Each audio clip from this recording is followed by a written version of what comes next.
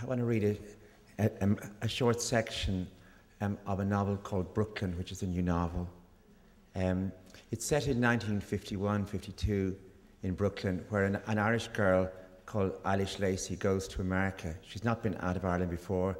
She's in her early 20s, and she's asked by the priest, Father Flood, who works in her parish in Brooklyn, if she will come on Christmas Day, this is 1951, and if she will help him in the parish hall, where all the old Irish emigrants, men who are alone now in New York, and in the boroughs, men who have nowhere else to go on Christmas Day, are being invited to the parish hall for Christmas Day.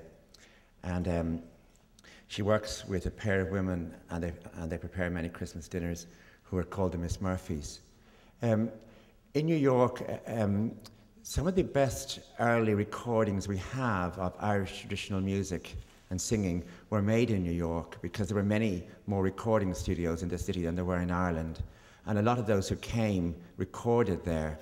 And one of them in particular I had in mind, although he emigrated a while later than this book is set, was the great Irish singer Joe Heaney, Joseph O'Haney, who ended up coming to New York to work as a doorman. He had one of the greatest voices and the greatest repertoire of songs. And in the end, he came first to work as a doorman, but in the end, he worked with John Cage, who wrote an oratorio for him called Roratorio. And I was thinking about those sort of singers who had come to New York from the west of Ireland especially. So anyway, this is Christmas Day. The Miss Murphys were anxious for the men who came first to gather at one or two of the long tables, enough to make a group who could be served soon with bowls of soup, so the bowls could be washed again by the next and used again by the next group. As Eilish, who's a figure in the book, on instructions, went out to encourage the men to sit down at the top table nearest to the kitchen, she observed coming into the hall a tall man with a slight stoop. He was wearing a cap low over his forehead and an old brown overcoat with a scarf at the neck. She paused for a moment and stared at him.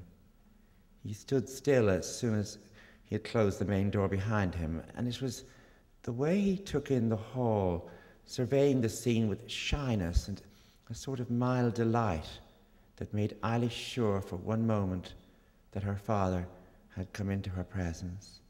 She felt as though she should move towards him as she saw him hesitantly opening his overcoat and unloosening his scarf. It was how he stood, taking full, slow possession of the room, searching almost shyly for the place where he might be most comfortable and at ease, or looking around carefully to see if he knew anybody. As she realized that it could not be her father, that she was dreaming, he took off his cap, and she saw the man did not look like her father at all. She glanced around her, embarrassed, hoping that no one had noticed her. It was something she thought that she could tell no one, that she'd imagined for an instant that she had seen her father, who was, she remembered quickly, dead for 4 years. At first, the men seemed shabby to Eilish, and she noticed body odours from a good number of them.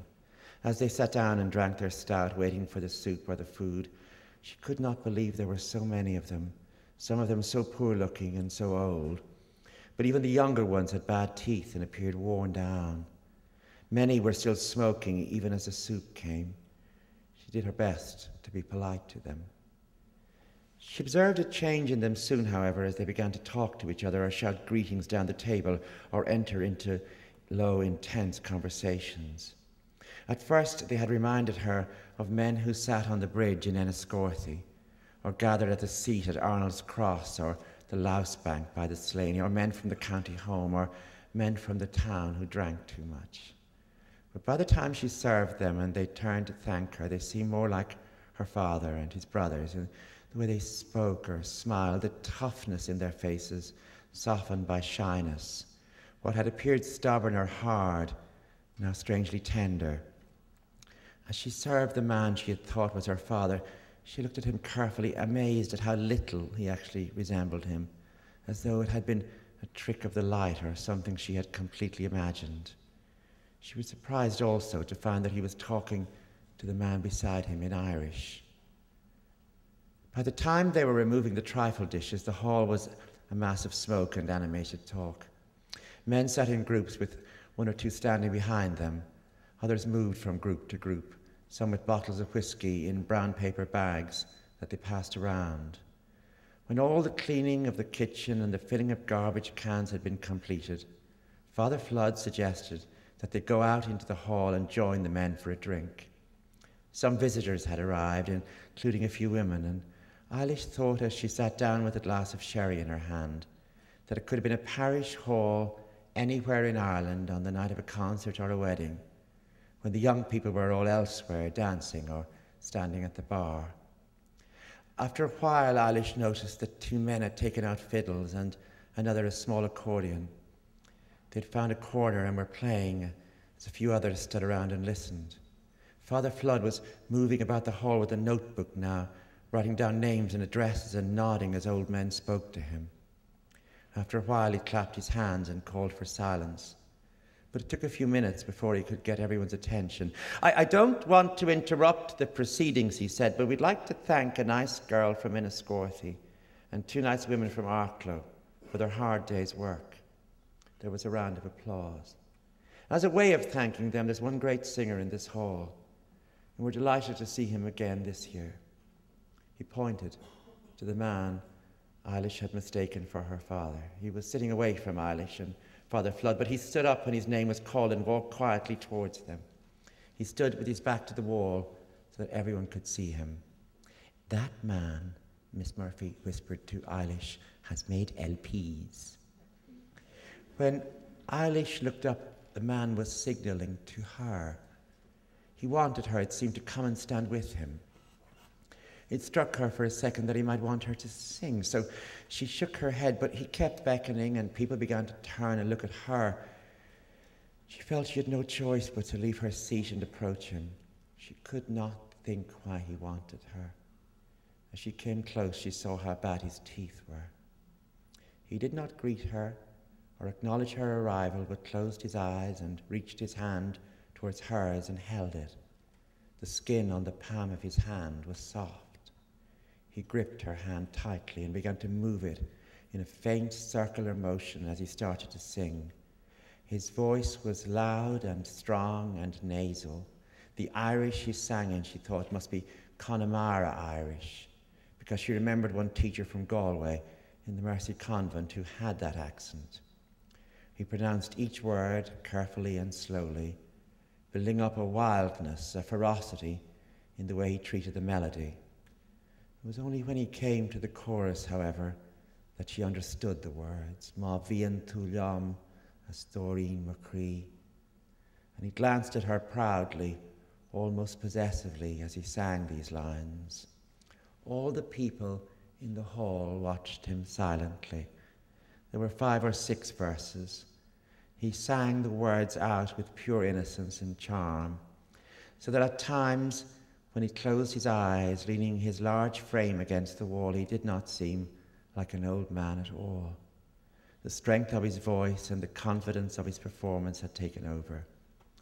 And then each time he came to the chorus, he looked at her, letting the melody become sweeter by slowing down the pace, putting his head down then, managing to suggest even more that he had not merely learned the song, but that he meant it. Eilish knew how sorry this man was going to be and how sorry she would be when the song had ended, when the last chorus had to be sung and the singer would have to bow to the crowd and go back to his place and give way to another singer, as Eilish too went back and sat in her chair. As the night wore on, some of the men fell asleep or had to be helped to the toilet. The 2 Miss Murphys made pots of tea, and there was Christmas cake. Once the singing ended, some of the men found their coats and came up to thank Father Flood and the Miss Murphys and Eilish, wishing them a happy Christmas before setting out into the night. When most of the men had left and several who remained seemed to be very drunk, Father Flood told Eilish that she could go if she wanted, and he would ask the Miss Murphys to accompany her to Mrs. Keogh's boarding house. Eilish said no. She was used to walking home alone, and it would be, in any case, she said a quiet night. She shook hands with the two Miss Murphys and with Father Flood and wished each of them a happy Christmas before she set out to walk through the dark, empty streets of Brooklyn.